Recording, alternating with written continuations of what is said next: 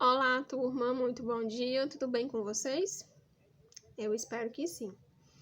Para a nossa aula de hoje, nós vamos dar início ao terceiro ciclo dos nossos estudos de ciência e no capítulo anterior nós conhecemos sobre os ambientes terrestres, os biomas, vocês lembram? Nós falamos da floresta amazônica, nós falamos do Pampa, do Pantanal, da Mata Atlântica, do Cerrado, da Mata dos Cocais, e hoje nós vamos conhecer um pouquinho sobre o ambiente aquático e a região costeira. Tá? Então, esses nomes, vocês já ouviram falar neles? Zona costeira, mangues, restingas e dunas? Já viram? Já ouviram falar? Sabe o que é? Então, vamos pensar um pouquinho aí e conhecer aqui algumas imagens que representam justamente estes ambientes. O ambiente de mangue, manguezal, na ilha de Maiandeua.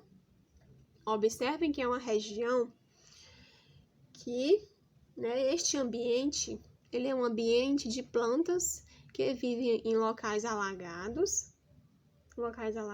e essas plantas elas vão ter raízes adaptadas. Observem que esses troncos do lado de fora, do lado da superfície aqui, nessa região, ele se encontra adaptado, aqui, ele se encontra adaptado para conseguir respirar, já que aqui está predominantemente cheio de água. Aqui nessa outra região, do Rio de Janeiro, Pariti, essas espécies aqui de árvore do Ginavicênia, elas têm as suas raízes para a superfície. A gente vai já entender por quê. E aqui no nosso litoral, no delta do Parnaíba, não sei se vocês já foram lá, também tem uma região chamada de mangue, que tem uma região de lama, que tem caranguejos, tem algumas espécies de aves que vêm aqui e fazem moradia nessa região, tá? E muitas pessoas, elas ganham seu dinheiro, seu pão de cada dia com os caranguejos que aqui estão nessa região, além de ser uma região turística, uma região de passeio. Então, são ambientes que são bem visitados, são locais onde se gera uma renda para a população que ali vive. Então, vamos conhecer um pouco mais sobre essa região. Então, o que é a zona costeira? A zona costeira é a região do litoral do nosso país. Então, se pegarmos aqui o mapa do Brasil, toda essa extensão aqui que sai da Amazônia, passando pelo Piauí, Maranhão, Fortaleza, aqui essa região toda do nosso litoral é a zona costeira, tá? Que é formada por quais ambientes? Pelos mangues, pelas restingas, praias, os recifes de corais e os costões rochosos, que são ambientes de rochas e ambientes altos que predominam algumas espécies de aves e também espécies de vegetação mais de arbustos, vegetação mais rasteira, mais baixa. Nesse local também, como eu falei para vocês, é um local que é muito visitado, é um local de férias, de férias, de visitação, é um local também que tem muita geração de emprego. Por quê? Porque lá nesses locais existem algumas comunidades que lá habitam, que fazem uso da pesca artesanal, como aqui no nosso litoral, aqui em Parnaíba, em Luiz Correia, e aqui eles conseguem tirar o sustento do dia a dia, tá? Aqui também no nosso litoral, em Barra Grande, são comunidades tradicionais, os caiçaras ou os pesqueirinhos, que ali vivem nessas regiões e conseguem retirar recursos do mar, peixes, ostras, tá? E vendem para os restaurantes e ali eles conseguem ter a sua renda mensal. Então, essa é a zona costeira. Agora, nós vamos conhecer um pouquinho sobre cada ambiente. O que é o mangue? O mangue também é chamado de floresta de mangue ou manguezal. É uma região que basicamente tem água salobra, que é o que? A água do mar, a água salgada com a água dos rios, que é a água doce. Uma região de lama, onde está presente caranguejos, plantas com raízes adaptadas, que são essas estruturas aqui, ó. Então, tudo isso que está aqui na superfície são raízes. São raízes que cresceram desse jeito, com essa formação, para poder conseguir respirar, tá? Já que aqui no solo, basicamente, é o que? Lama. Lama e essa água salobra. Então, por meio dessas raízes modificadas, que essas plantas vão conseguir sobreviver. E o nome dessas raízes que são adaptadas, modificadas, são chamadas de pneumatóforos. Por quê? Porque na estrutura da raiz tem vários pontinhos assim, ó. E cada pontinho desse é como se fosse um local para essa planta conseguir respirar, tá? Então, é por aqui que tem a entrada do oxigênio e esta planta consegue se adaptar e sobreviver nessa região de lama e de água salobra. Então, aqui, além dos caranguejos, também nós vamos encontrar algumas espécies de aves, como gaivotas, urubus, jacarés também tem muito nessa região, tá? Então, quem já foi lá no Delta do Parnaíba sabe bem, deve lembrar muito bem dessa região aí. E é uma região também que vem sofrendo uma desvalorização por conta de quê? Porque ela vem sendo degradada, né? Então, se você tem algum amigo, algum familiar que for naquela região, não procure jogar lixo naquele local, sacolas plásticas, enfim, porque isso polui o ambiente. A outra região são a região das restingas e das dunas, tá?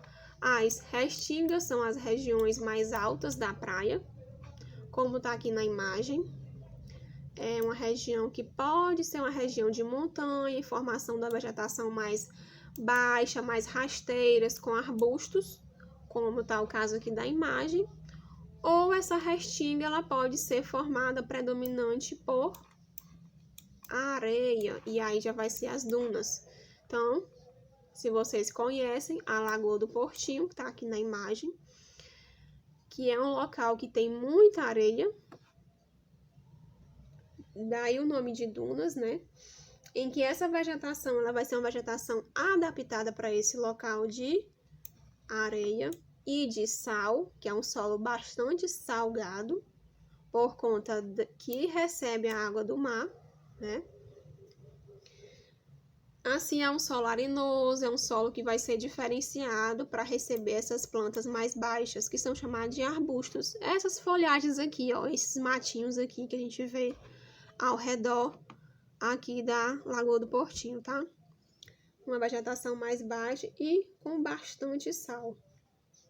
E apesar de ser distante da praia, mas ela recebe a areia, com a ação do vento, recebe esta salinidade, este sal que vem da água do mar. Pronto, olha aqui a vegetação de arbustos que eu tô falando para vocês. É essa vegetação mais baixa, que ela não chega a se formar uma árvore, tá? E aqui tá, é uma imagem retirada do litoral da estrada indo para a Lagoa do Portinho, tá? Constantemente os moradores, a prefeitura tem que fazer a retirada dessa areia para poder manter a pista livre para os turistas passarem aqui por essa região, tá? E agora chegou a hora da nossa atividade. E a atividade de hoje é... Vamos lá. Da página 108. Então, vocês coloquem a página e a data de hoje, que é 10 de maio, quando vocês forem me mandar essa foto. A primeira questão tem assim: muitas aves procuram os manguezais para procriar, para ter os seus filhotes. outras para se alimentar ou descansar durante a migração. Quais animais nós vamos encontrar nos manguezais e assim servir de alimento para as aves migratórias? A gente acabou de falar sobre isso, né? 2 linhas responde a primeira questão. Questão de número 2. No caderno, escreva uma crítica para a seguinte afirmativa. Os manguezais são regiões pantanosas com mau cheiro e sem importância ecológica ou econômica. Por isso, podem ser aterrados e usados para a instalação de moradias ou de fábricas. E aí, vocês concordam com essa frase? Então, vocês vão concordar ou discordar e explicar o que ela diz aí nessa frase. Se realmente os manguezais são regiões que podem receber casas, fábricas, indústrias, certo? 3 linhas respondem à questão de vocês. E a questão 3, quais características adaptativas permitem que alguns seres vivos habitem costões rochosos, que são áreas constantemente atingidas pelo impacto das ondas do mar? E a questão de número 4, dunas são montes de areias acumuladas trazidas pelo vento, formada por um solo arenoso, seco e quente. As dunas abrigam pequena diversidade de animais e plantas se comparadas às florestas, por exemplo. Quais adaptações você espera encontrar nos animais e nas plantas que vivem nas dunas? Lembrem que as dunas são locais onde, próximo ao litoral, tem a ação do vento. É um solo que recebe muito sal. Então, quais adaptações essas espécies de animais e plantas vão ter para viver naquele local? Respondam essas 4 questões, tirem a foto, colocam o nome completo, a série e a turma, se é 7º A ou 7º B, e encaminha para o meu privado. Até a nossa próxima aula.